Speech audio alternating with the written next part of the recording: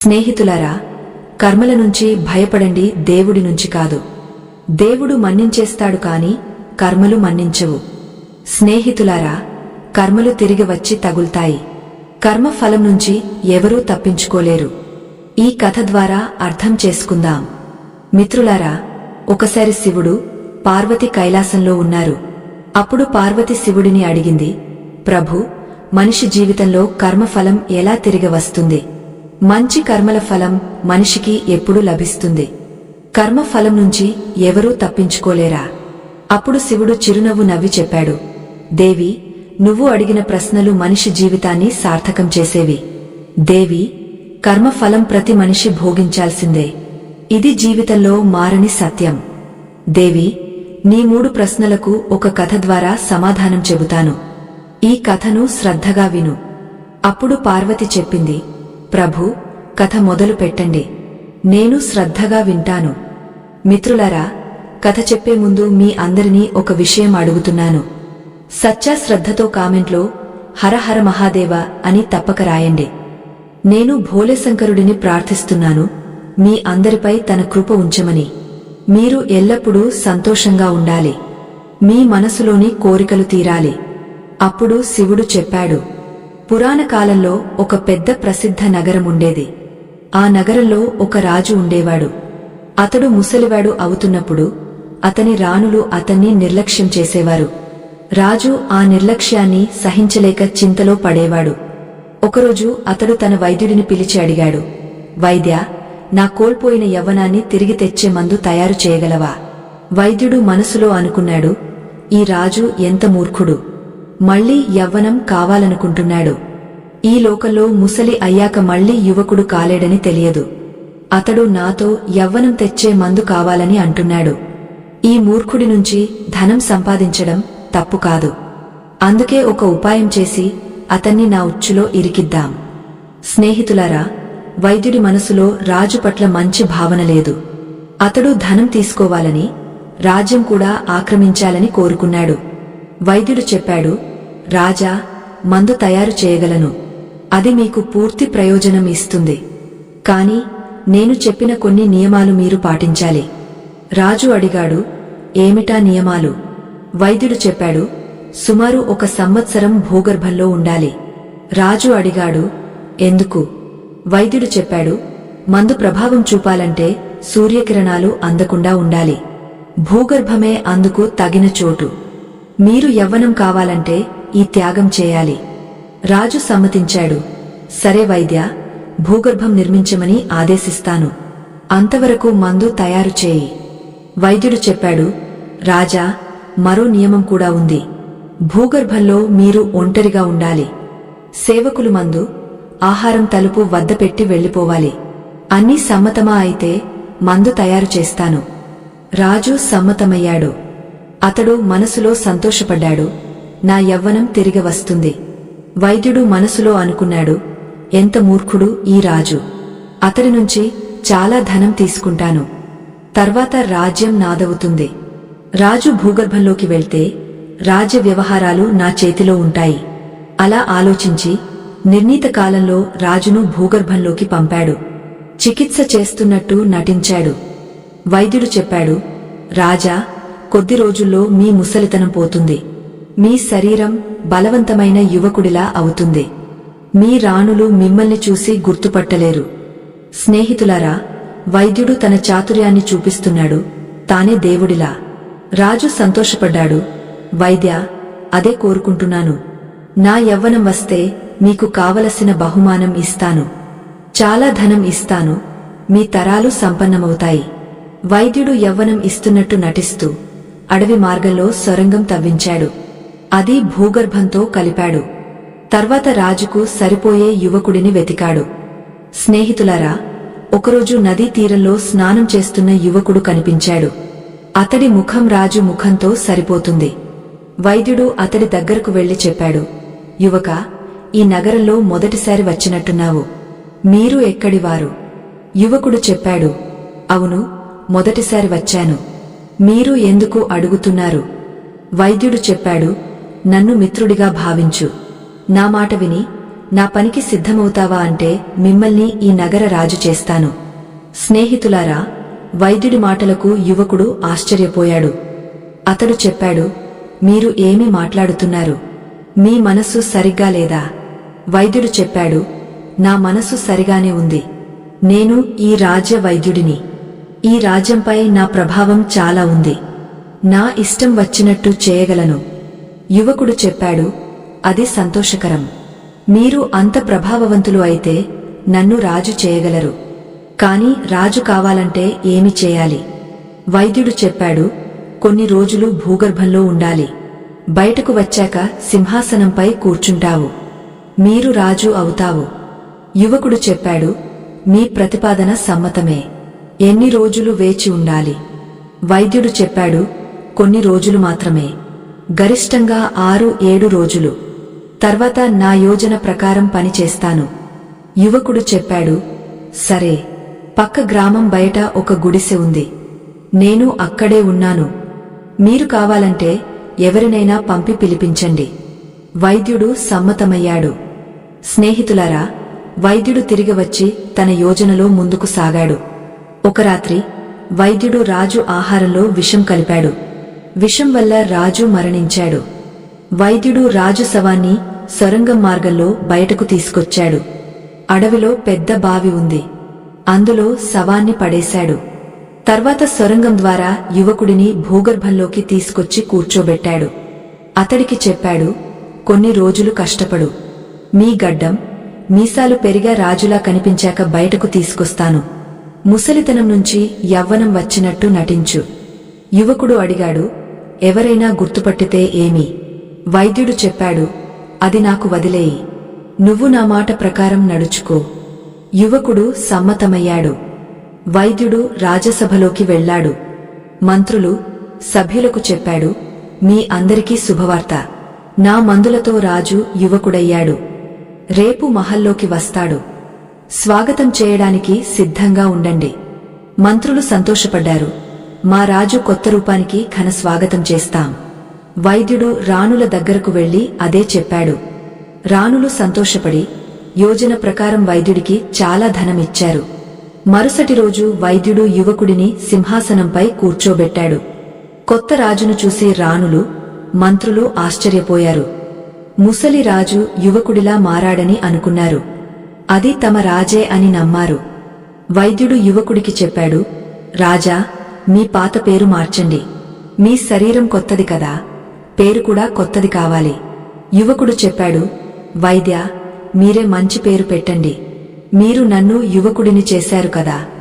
వైద్యుడు పెట్టిన పేరు అందరికీ నచ్చింది. కొత్త పేరుతో రాజు ప్రసిద్ధి అయ్యాడు. రాజసభలో జయజయకారాలు మారుమోగాయి. కొన్ని రోజులు రాజు, వైద్యుడు ఒకరి ఇష్టం ప్రకారం నడిచారు. పరిస్థితులు సాధారణమయ్యాక రాజు వైద్యుడిని నిర్లక్ష్యం చేశాడు. వైద్యుడు దున్హఖపడ్డాడు. ఒకరోజు ఒంటరిగా రాజుతో చెప్పాడు, రాజా, సింహాసనం పొందాక నన్ను నిర్లక్ష్యం చేస్తున్నావు. మీరు ఇచ్చిన వాగ్దానం గుర్తుందా? రాజు అడిగాడు, ఏ వాగ్దానం? వైద్యుడు చెప్పాడు, రాజ్య వ్యవహారాలు నా ఆదేశం ప్రకారం నడుస్తాయని చెప్పారు. కాని మీరు మంత్రుల సలహా తీసుకుంటున్నారు. రాజు చెప్పాడు, మీరు వైద్యుడు, మంత్రి కాదు. మీ సలహా అవసరం లేదు. వైద్యుడు కోప్పడ్డాడు, రాజా, నా ప్రయత్నాలతో మీరు రాజు అయ్యారు. రాజు చెప్పాడు, మీరు అబద్ధం చెబుతున్నారు. ఈ సింహాసనం నా పూర్వజన్మ కర్మల ఫలం. నేను మంచి కర్మలు చేశాను, త్యాగం చేశాను, తపస్సు చేశాను. అందుకే ఈ సింహాసనం వచ్చింది. కాలం వచ్చినప్పుడు మీకు తెలుస్తుంది. నా పూర్వజన్మ తపస్సు ఎలా ఫలించిందో చూస్తారు. వైద్యుడు దుంహకంగా వెళ్లిపోయాడు. మనసులో రాజును తిట్టుకున్నాడు. ధోఖాబాజ్, పూర్వజన్మ తపస్సు ఫలమని అంటున్నాడు. కాలం వచ్చినప్పుడు చూస్తాను. కాలం గడిచింది. ఒకరోజు రాజు నావలో విహరించడానికి మంత్రి వైద్యుడితో నది తీరానికి వచ్చాడు. నదిలో 5 బంగారు కమలాలు కొట్టుకుంటున్నాయి. రాజు ఆదేశించి వాటిని తీయించాడు. అవి బంగారులా కనిపిస్తున్నాయి. ఇంత అద్భుతమైన కమలాలు నేను చూడలేదు. మంత్రి కూడా అంగీకరించాడు. మొదటిసారి చూస్తున్నాను. ఇవి మీ సరస్సులో పెంచండి. రాజు వైద్యుడిని చూసి చెప్పాడు, వైద్య, మీరు వనస్పతుల జ్ఞానం గలవారు. ఈ పువ్వులు ఎక్కడి నుంచి వచ్చాయో తెలుసుకోండి. సాధ్యమైతే విత్తనాలు తీసుకురండి. నా సరస్సులో పెంచుతాను. వైద్యుడు మంత్రుల ముందు ఒప్పుకోక తప్పలేదు. అంగీకరిస్తే తన జ్ఞానం ప్రశ్నార్థకమవుతుంది. అలా వెళ్లాడు. నది ఉద్భవ స్థానానికి చేరాడు. అక్కడ పాత ఆలయం కనిపించింది. శిథిలమైంది. చాలా భాగం కూలిపోయింది. శివుడి మూర్తి ఉన్న గది మాత్రం మంచిగా ఉంది. శివుడిని చూసి వైద్యుడు ప్రణామం చేశాడు. తర్వాత ఆలయ ప్రాంగణంలోకి వచ్చాడు. చుట్టూ చూశాడు. ఒక పెద్ద మర్రి చెట్టు కనిపించింది. అది నది తీరంలో ఉంది. కొమ్మలు నదిపైకి వ్యాపించాయి. ఒక కొమ్మపై మనిషి అస్థిపంజరం వేలాడుతోంది. అది తలక్రిందులుగా ఉంది. కాళ్ళు ఆకాశం వైపు, తల నది నుంచి కొంచెం పైన. వైద్యుడు దగ్గరకు వెళ్లాడు. ఇది ఎవరిది? ఎందుకు తలక్రిందులుగా ఉంది? దీని వెనుక రహస్యమేమైనా ఉందా? వైద్యుడు ఆలోచిస్తుండగా వాతావరణం మారింది. కారు మేఘాలు కమ్మాయి. గాలి వేగం పెరిగింది. వర్షం మొదలైంది. తడవకుండా వైద్యుడు చెట్టు బోదెకు ఆనుకున్నాడు. వర్షపు చుక్కలు అస్థిపంజరాన్ని తాకి నదిలో పడుతున్నాయి. అవి బంగారు కమలాలుగా మారుతున్నాయి. వైద్యుడు ఆశ్చర్యపోయాడు. వర్షం ఆగాక అస్థిపంజరాన్ని తాకాలని ప్రయత్నించాడు. అది కొమ్ము నుంచి విడిపోయి నదిలో పడింది. గాఢంగా మునిగిపోయింది. వైద్యుడు తిరిగి వచ్చి రాజుకు అన్నీ చెప్పాడు. రాజు ముఖంలో చిరునవ్వు వచ్చింది. అతడు చెప్పాడు, వైద్యా, నువ్వు చూసిన అస్థిపంజరం పూర్వజన్మలో నాది. నేను యోగిని. ఆ మర్రి చెట్టుపై తలక్రిందులుగా భోళేశంకరుడి తపస్సు చేశాను. తపస్సులోనే మరణించాను. సంవత్సరాలు తలక్రిందులుగా ఉండటంతో శరీరం ఎండి అస్థిపంజరమైంది. ఇప్పుడు అది కూడా ముక్తి పొందింది. మంచిదే జరిగింది. వైద్యుడు చెప్పాడు, కాని మీరు నన్ను ఇంకా నిర్లక్ష్యం చేస్తున్నారు. నా ప్రయత్నాలతో మీరు రాజు అయ్యారు. రాజు చెప్పాడు, వైద్యా, అది నీ భ్రమమే.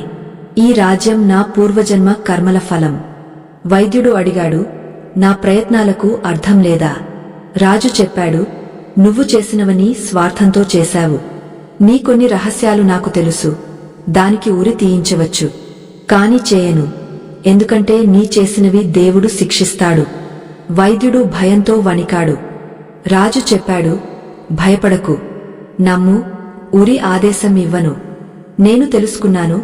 జన్మ మరణం, లాభ నష్టాలు దేవుడి ఇచ్ఛతో జరుగుతాయి. నా పూర్వజన్మ కర్మల ఫలం ఈ రాజ్యం.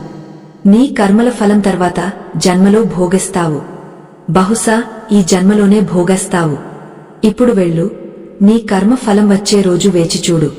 స్నేహితులారా, రాజు మాటలు విని వైద్యుడు దున్హకపడి వెళ్లాడు. ఇంటికి వచ్చి పడకపై పడుకున్నాడు. కాలం గడిచింది. రాజు చెప్పినట్టు జరిగింది. కొన్ని రోజుల తర్వాత వైద్యుడు అడవిలో మూలికలు వెతకడానికి వెళ్లాడు. సంయోగంగా ఆ బావి దగ్గరకు చేరాడు. అక్కడే ముసలి రాజు శవాన్ని పడేశాడు. బావిలో ఒక పొద ఊగింది. టెక్కలు బయటకు వ్యాపించాయి. అవి పసుపు రంగు అందమైన పువ్వులతో ఉన్నాయి. వైద్యుడు పువ్వులు చూసి మంత్రముగ్ధుడయ్యాడు. వాటిని కోయాలని ఆపుకోలేకపోయాడు. బావి దగ్గరకు వచ్చి ఒంగ పువ్వు కోయాలని ప్రయత్నించాడు. అకస్మాత్తుగా కాలు జారి బావిలో పడిపోయాడు. సహాయం కోసం గట్టిగా కేకలు వేశాడు. కాని ఆ ఒంటరి అడవిలో ఎవరూ లేరు. ఎవరూ రాలేదు. స్నేహితులారా, ఫలితం అదే జరిగింది. ఆకలి దప్పికలతో వైద్యుడు తడపడి మరణించాడు. అప్పుడు శివుడు చెప్పాడు, దేవి, మనిషి మంచి చెడు కర్మల ఫలం భోగించాల్సిందే. కర్మ ఫలం నుంచి ఎవరూ తప్పించుకోలేరు. అందుకే ప్రతి మనిషి మంచి చేయాలి. ఎవరి చెడు ఆలోచించకూడదు. చెడు చేయకూడదు. ఎవరినీ కష్టపెట్టకూడదు. సత్యవంతుడిగా ఉండేవాడికి జయం వస్తుంది. సత్కర్మలు చేయాలి. మానవులకు మాన్యం, కీర్తి సత్కర్మలతోనే వస్తాయి. ఇదే నిజమైన మంచి జీవితం. ప్రతి మనిషి ఈ మార్గంలో నడవాలి. అప్పుడు శివుడు చెప్పాడు, దేవి, మంచి కర్మల ఫలం ఎలా వస్తుందో చెబుతాను. ఇది ఒక వ్యక్తి కథ. అతడు జీవిత కష్టాలు సహించాడు. ఇతరులకు సహాయం చేశాడు. చివరికి ఒక సత్యం తెలుసుకున్నాడు. అది అతని జీవితాన్ని మార్చేసింది. స్నేహితులారా, మీరు జీవితంలో సంఘర్షణలతో పోరాడుతుంటే భలాయ్, కర్మ అర్థం ఏమిటో తెలుసుకోవాలంటే ఈ కథ మీకోసమే. చివరి వరకు వినండి. బహుశా మీ జీవితంలో కొత్త కాంతి వచ్చేస్తుంది. అప్పుడు శివుడు చెప్పాడు, దేవి, ఒక అందమైన చిన్న గ్రామం ఉండేది. అక్కడ రాము అనే యువకుడు ఉండేవాడు. అతనికి పూర్తి కుటుంబం ఉంది. 2 పిల్లలు, భార్య. కాని తల్లిదండ్రులు మరణించారు. కుటుంబ బాధ్యత అతనిమీదే. పిల్లలు చదువుకుంటారు. భార్య ఇంటి పనులు, ఆవులు, గేదెలు, మేకల దుగ్ధం అమ్మి సంసారం నడుపుతుంది. రాము పర్వతంలో రాళ్లు కొట్టే పని చేసేవాడు. అది కష్టమైన పని. రోజంతా పనిచేసి రాత్రి అలసి ఇంటికి వచ్చేవాడు. కాని అంత కష్టం చేసినా గ్రామంలో ఎవరైనా సహాయం అడిగితే రాము మనా చెప్పేవాడు కాదు. అతని జీవిత సిద్ధాంతం ఒక్కటే, ఇతరులకు సహాయం చేస్తే పరమాత్మ నా వెంట ఉంటాడు, నాకు చెడు జరగనివ్వడు. రాము ఆ సిద్ధాంతాన్ని కఠినంగా పాటించేవాడు. ఆ సిద్ధాంతంపై అంత నమ్మకముండేది. బయటి వ్యక్తి సహాయం అడిగితే ఇంటి పని అర్ధంతరంగా వదిలి వెళ్లేవాడు. దీంతో అతని భార్య చాలా బాధపడేది. ఆమె రామును తరచూ ఒప్పించాలని చూసేది. ముందు మన పని చూసుకో, మన కుటుంబాన్ని చూడు. 2 పిల్లలు ఉన్నారు. మీరు ఇతరుల పనుల్లో మునిగిపోతున్నారు. మన ఇల్లు సరిగా నడవడం లేదు, ఇతరుల సహాయం చేస్తున్నారు. ఆ మాటలు రాము చెవుల్లో పడితే అతని హృదయంలో గాయమైనట్టు అవుతుంది. భార్యాభర్తల మధ్య గొడవలు మొదలవుతాయి. తరచూ ఆ గొడవకు కారణం అదే. కాని రాము మారలేదు. భార్య కూడా ఒప్పించడం మానలేదు. దీంతో రోజూ ఇంట్లో ఘర్షణలు. గ్రామస్థుల విషయానికి వస్తే వారు రాము స్వభావం తెలుసు.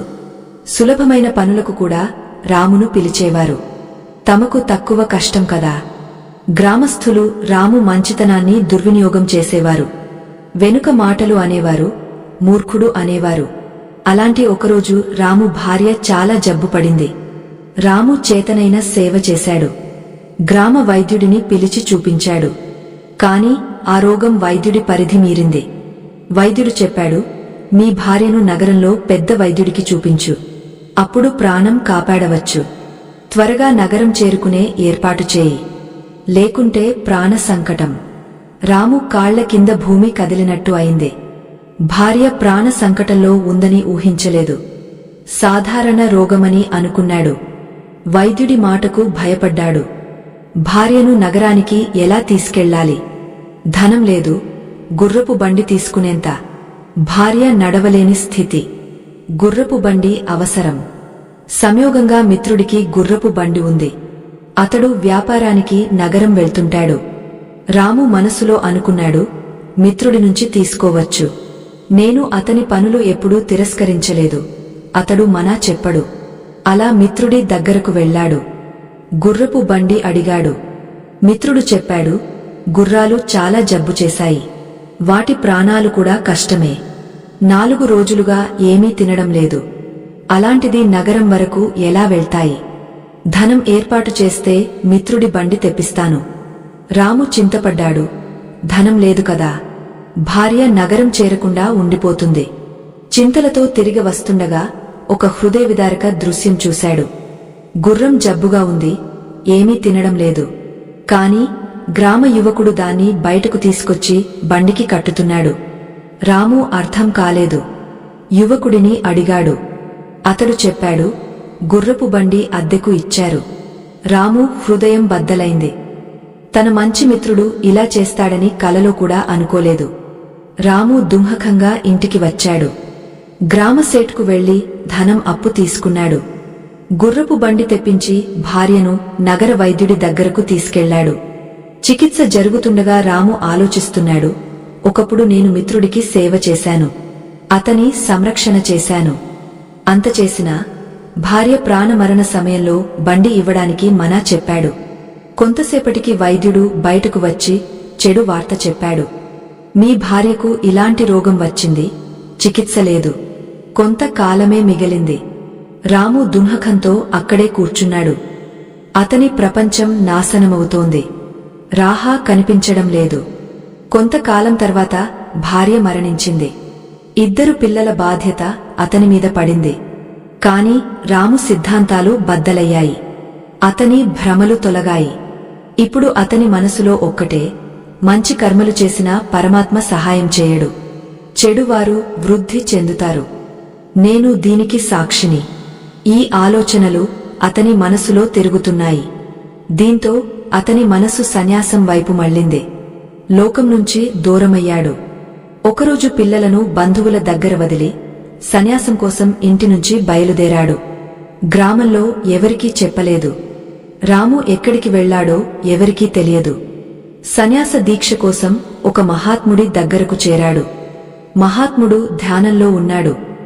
ధ్యానం నుంచి బయటకు వచ్చి రాము ముఖాన్ని శ్రద్ధగా చూశాడు. సన్యాసం కావాలనే కారణం అడిగాడు. రాము తన కథంతా చెప్పాడు. గురువుగారు, ఈ లోకం నుంచి ఏమీ లభించలేదు. నా మనసు విరక్తి చెందింది. మిత్రులు కూడా సహాయం చేయలేదు. అందుకే సన్యాసం కావాలి. మహాత్ముడు ఉపదేశం మొదలుపెట్టాడు. కుమారా, జీవితం నుంచి విరక్తి చెంది సన్యాసం చేస్తే పరమ సుఖం లభించదు, పరమానందం రాదు. నువ్వు లోకం పట్ల భారంతో విరక్తి చెందావు. పరమాత్మ శోధన కోసం కాదు. ఈ భ్రమలో ఉండకు. లోకం నిన్ను మోసం చేసిందని అనుకుంటున్నావు. అందుకే పరమాత్మపై పూర్తి నమ్మకం ఉంచలేవు. సన్యాసం ప్రయోజనం పొందలేవు. సన్యాసం ప్రయోజనం పరమాత్మపై పూర్తి ఆస్థ ఉన్నప్పుడు వస్తుంది. నీ ఆస్థ పరమాత్మపై ఉందా అని అడుగుతున్నాను. రాము చెప్పాడు. గురువుగారు, లోకం చూసి వచ్చాను. చెడు కర్మలు చేసేవాడు వృద్ధి చెందుతాడు. మంచి చేసేవాడికి ఏమీ ఇవ్వడు. పరమాత్మ దున్హకమే ఇస్తాడు. అందుకే పూర్తి ఆస్థ ఎలా ఉంచను? మహాత్ముడు చెప్పాడు. అదే నీకు బోధ చేయాలనుకుంటున్నాను. సన్యాస జీవితంలో పూర్తి శక్తి పెట్టి కూడా ఫలం రాకపోతే ఎలా ఉంటుంది? అందుకే సహాయం చేసేటప్పుడు 5 సిద్ధాంతాలు చెబుతాను. ఇవి అర్థం చేసుకుని లోకంలోకి తిరిగి వెళ్ళు. గృహస్థ జీవితం జీవించు. అప్పుడే సన్యాసం ఆవిర్భవిస్తుంది. గృహస్థ జీవితాన్ని పూర్తిగా అర్థం చేసుకుని బాధ్యతలు నిర్వర్తించాక మహాత్ముడు చెప్పాడు. కుమారా, సహాయం చేసేటప్పుడు మొదటి సిద్ధాంతం, ఎవరి సహాయం చేసినా ఆశ ఉంచకు. ఈరోజు సహాయం చేశాను, రేపు అతడు సహాయం చేస్తాడని అనుకోకు. అలా అనుకుంటే జీవితంలో దున్హకాలు తప్పవు. ఎవరో ఒకరు నీ ఆశలు భగ్నం చేస్తారు. అది నిజమైన సహాయం కాదు. అది మన లోభం రూపమే. సహాయం నిస్వార్థంగా చేయాలి. మన మనసులో బదులు భావన ఉండకూడదు. ఆ లోభమే మనల్ని సహాయం చేయమని పురిగొల్పుతుంది. అందుకే ధనవంతులకే సహాయం చేస్తాం, అతడు ధనంతో సహాయం చేస్తాడని. నిజంగా సహాయం కావాల్సిన పేదలకు చేయము. అందుకే సహాయ ఆలోచనను విస్తరించు. అన్ని వర్గాలకు సమానంగా చేయి. ఆలోచించు. ఒకవైపు ధనవంత మిత్రుడు, మరోవైపు ఆకలితో ఉన్న పేద స్త్రీ. మిత్రుడు మంచి వంటకాలు తెమ్మని చెబుతున్నాడు. స్త్రీ 2 రొట్టెలు అడుగుతోంది. మీరు ఎవరికి సహాయం చేస్తారు? ముందు స్త్రీ ఆకలి తీర్చాలి. కాని మనుషులు అలా ఆలోచించరు. మిత్రుడికి ఖరీదైన వస్తువులు తెచ్చి ఇస్తారు, పేదవాడి ఆకలికి ఇవ్వరు. 2వ సిద్ధాంతం, సహాయంతో లోభం కలపకు. తరచు సహాయంతో స్వార్థం కలుస్తుంది. భవిష్యత్తు యోజనలు చేసుకుని సహాయం చేస్తాం. ఇది చేస్తే అది చేస్తాడని. అది పరమాత్మ ద్వారాన్ని తెరవదు. అది లోభమే. మనల్ని మనమే మోసం చేసుకుంటున్నాం. 3వ సిద్ధాంతం, మన సామర్థ్యం ప్రకారం సహాయం చేయి. గృహస్థుడు తన కుటుంబం కష్టపడేలా సహాయం చేయకూడదు. ముందు కుటుంబం మన బాధ్యత. వారి అవసరాలు తీర్చు, తర్వాత ఇతరులు. కాని కొందరు ఇతరులకు ముందు చేసి కుటుంబాన్ని నిర్లక్ష్యం చేస్తారు. దీంతో ఇంట్లో గొడవలు. ఇది సమాజంలో చూస్తున్నాం. 4వ సిద్ధాంతం, మన కర్మలు, బాధ్యతలు ముందు నిర్వర్తించు. మన పని వదిలి ఇతరుల సహాయం చేస్తాం. బదులు రాకపోతే దున్హకం. మన పని వదిలి సహాయం చేశాను, అతడు చేయడం లేదని. మన కర్మ ముఖ్యం. అది చేయడానికే ఈ జన్మ. 5వ సిద్ధాంతం, అంతా పరమాత్మ మర్జీ. మన బాధ్యత కర్మ చేయడం, ఫలం అతని చేతిలో. అందుకే ఎవరు మోసం చేసినా పరమాత్మ చేస్తున్నాడని అనుకో. నేను మాధ్యమం మాత్రమే. అతని ముందు ఎవరి మర్జీ నడుస్తుంది. ఈ నమ్మకం వచ్చాక శికాయతులు తొలగిపోతాయి. ఈ లోకంలో జరిగేదంతా మంచికే, జరుగుతున్నది మంచికే, జరగబోయేది మంచికే. మన బుద్ధి ఇప్పుడు అర్థం చేసుకోకపోయినా జీవితంలో ఏదో మలుపులో తెలుస్తుంది జరిగింది మంచికే అని. అందుకే శికాయతులు వదిలేయి కర్మ చేస్తూ ఉండు. గృహస్థ జీవితాన్ని పూర్తిగా జీవించు. అప్పుడే సన్యాస జీవితం మొదలవుతుంది. మహాత్ముడు చెప్పాడు, కుమారా, గ్రామానికి తిరిగి వెళ్ళు. పిల్లలను తీసుకురా, వారిని మంచిగా పెంచు. రాము పిల్లలతో గ్రామానికి తిరిగి వచ్చాడు. గ్రామస్థులకు రాము ఎక్కడికి వెళ్లాడో, ఏ జ్ఞానం తెచ్చాడో తెలియదు. కాని మరుసటి రోజు రాము ముఖంలో కొత్త తేజస్సు, కాంతి కనిపించింది. స్నేహితులారా, గౌతమ బుద్ధుడు కూడా చెప్పాడు, ఒంటరితనముంటే వరంగా భావించు. పరమాత్మ నీలో మార్పు తేవడానికి సమయమిచ్చాడు. మంజిల్ వరకు మార్గం స్వయంగా సృష్టించు. ఎవరికోసం వేచి ఉండకు. సమయం, పరిస్థితులు నీ ముందు వంగాలి. ఏదైనా సాధించడానికి ఏదో చేసి చూడు. సాధించేవారు ఎవరికోసం వేచి ఉండరు, తమ మార్గంలో నడుస్తారు. గుంపు భాగం అవడం సులభం, గుంపుకు కారణం అవు. నీ విజయం నీ వల్లే ఆగపోయింది. సుఖం మనలోనే ఉంది, మనలోకి చూడాలి. శ్రీకృష్ణుడికి పాండవులను కాపాడే యోజన లేకపోతే కౌరవులపై గెలవలేరు. మీరు ఎంత మంచివారైనా చెడు సంగతి ఉంటే నాశనమవుతారు. మీరు చెడువారైనా మంచి సంగతి ఉంటే నేర్చుకుంటే విజయం వస్తుంది. కౌరవులతో శకుని లాంటివారు, పాండవులతో శ్రీకృష్ణుడు. చెడు సంగతి ఉంటే ఆలోచనా శక్తి నాశనమవుతుంది. ఫక్కరు తగిలితే నడవడం మానకు. ఫక్కరు అంటే సంభాలించు. దుంహకం చూడాలంటే వెనక్కి చూడు, సుఖం చూడాలంటే ముందుకు చూడు. ఈ రెండింటి నుంచి నిజమైన సంతోషం కావాలంటే వర్తమానాన్ని జ్ఞాన దృష్టితో చూడు. నీ కల ఎందుకు నెరవేరడం లేదని ఆలోచించకు. ధైర్యవంతుల ఉద్దేశం అర్ధంతరంగా ఆగదు. ఇతరుల పట్లగాగ్య గౌరవం మొదటి అడుగు స్వయం గౌరవం. ఆత్మవిశ్వాసం అంటే నువ్వు ఎవరో తెలుసుకోవడం, ఎవరు చెప్పినా మారకుండా ఉండడం. ఎవరి వెర్షన్ నీ వాస్తవికత కాదు. స్వయం గౌరవం కోల్పోయి పొందినది విలువ లేకుండా పోతుంది. ప్రతి కలను నీ శ్వాసలో ఉంచు, ప్రతి మంజిల్ను నీ కనురెప్పల్లో ఉంచు. విజయమే విజయం నీదవుతుంది. లక్ష్యాన్ని కళ్లలో ఉంచు. ఎవరినైనా ఓడించడం సులభం, గెలవడం కష్టం. జీవితంలో విజయం కోసం కొంచెం రిస్క్ తీసుకోవాలి. మెట్లు ఎక్కేటప్పుడు ముందుకు వెళ్లాలంటే కింది మెట్టు నుంచి కాలు తీయాలి. విజయ జజ్బా బలంగా ఉంటే అసఫలత నీ ఉద్దేశాన్ని బద్దలు చేయలేదు. ముందు కష్టమైన పనులు చేయి, సులభమైనవి స్వయంగా జరుగుతాయి.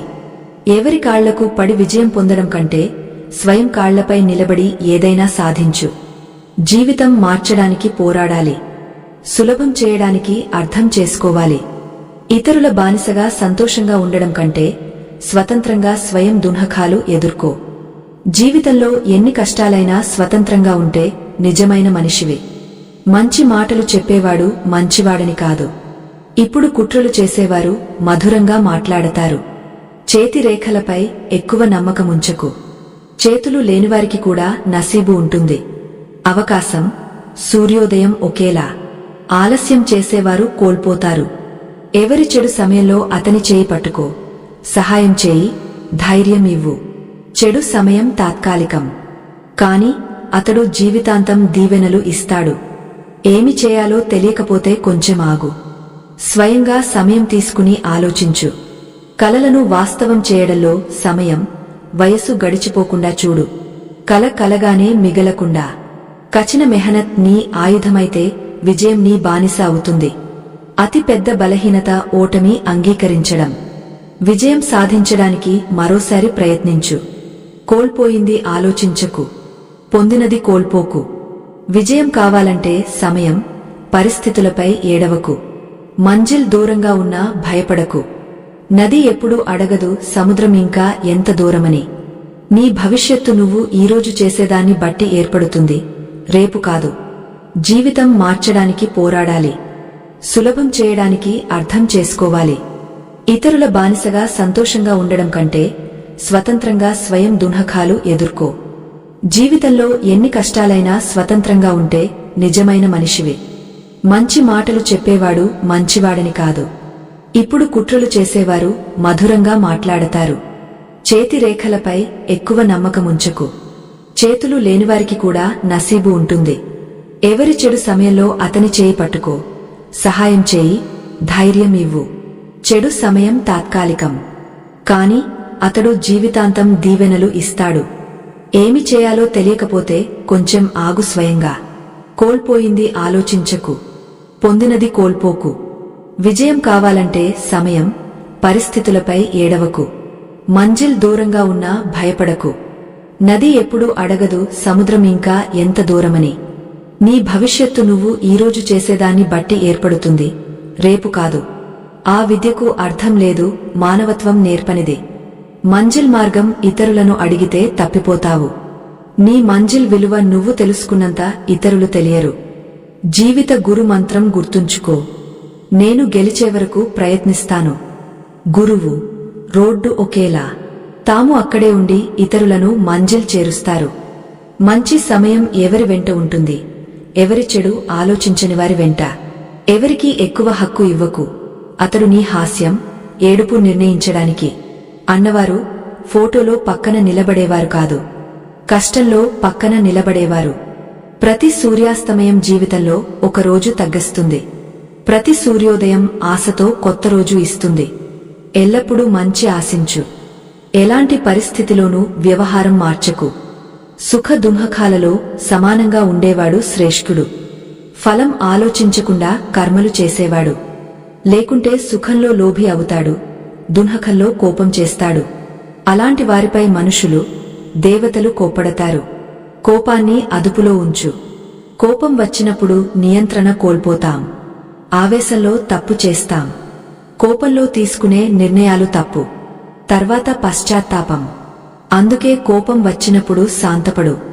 సోచను అదుపులో ఉంచు, అది వాస్తవం అవుతుంది.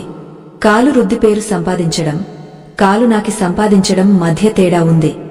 గొడవలు పిల్లల్లా పెంచితే పెద్దవవుతాయి. జీవితంలో చాలా దుఃఖాలు పెద్ద ఆశల వల్ల. ఆశలు త్యజించు, సుఖంగా ఉంటావు. నియత్ మంచిదైతే నసీబు చెడదు. సమయం సృష్టించేవాడికి కొంచెం సమయం ఇచ్చి చూడు. నీ సమయం మారుస్తాడు. అవసరం కంటే ఎక్కువ గౌరవం, సమయం ఇస్తే పడిపోయినట్టు భావిస్తారు. పీక్ వెనుక మాటలు జరిగితే భయపడకు. మాట ఉన్నవారి గురించే మాట్లాడతారు. చిన్న గలతులు నివారించు. మనిషి పర్వతాలకు కాదు, రాళ్లకు తక్కరు తగులుతాడు. గలతి అంగీకరించకుండా మంచి మనిషి కాలేవు. ఇవ్వడం మొదలుపెట్టు, వచ్చేది స్వయంగా మొదలవుతుంది. గౌరవం, ధనం, అహంకారంలో మునిగినవాడికి స్వయం గలతి, ఇతరుల మంచి కనిపించదు. జీవితంలో కష్ట పరిస్థితులు వచ్చినంత బలవంతుడవవుతావు. బలవంతుడవుతున్నంత జీవితం సులభమవుతుంది. ఇదే జీవిత నియమం. అపమాన బదులు పోరాటం కాదు, ఎక్కువ విజయంతో తీసుకో. ఎవరిపై ఎక్కువ కోపం వచ్చినా అతని ప్రాముఖ్యత తగ్గించు. అన్నీ తెలిసినా గలతిని గలతి అనకపోతే స్వయం హక్కు కోసం పోరాడలేవు. సంతోషంగా ఉండు, మిగతాది నడుస్తుంది. అన్నవారు విడిపోతారు, పరాయివారు కలుస్తారు. ఏ బంధం అయినా ఒకరి భాగస్వామ్యం కాదు, ఇద్దరి భాగస్వామ్యం. నీ దుఃఖంలో తన సంతోషం మరచేవాడు అత్యంత అన్నవాడు. జీవితంలో నెమ్మదిగా నడుచుకుంటూ ఆగపోకు. యకీంచేయి, నువ్వు అతి వేగంగా నడుస్తున్నావు. స్నేహితులారా, ఈ వీడియో మీకు నచ్చిందని ఆశిస్తున్నాను. క్రింద కామెంట్లో తప్పక చెప్పండి. ఇలాంటి వీడియోలు చూడాలంటే ఇప్పుడే ఛానల్ను సబ్స్క్రైబ్ చేయండి.